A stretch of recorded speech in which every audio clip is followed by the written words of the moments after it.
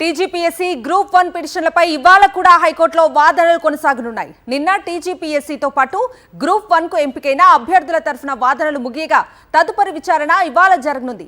న్యాయస్థానంలో ప్రతివాదుల వాదనలు వినిపించనున్నారు.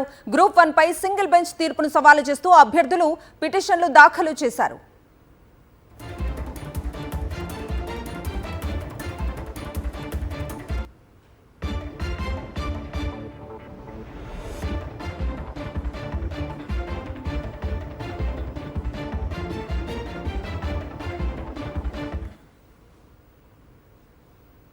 నిజామాబాద్ జిల్లాలో బయటపడ్డ నకిలీ నోట్ల కేసులో పురోగతి సాధించారు పోలీసులు.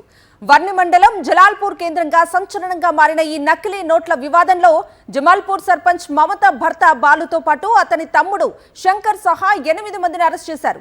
9,86,000 నకిలీ నోట్లను స్వాధీనం చేసుకున్నారు.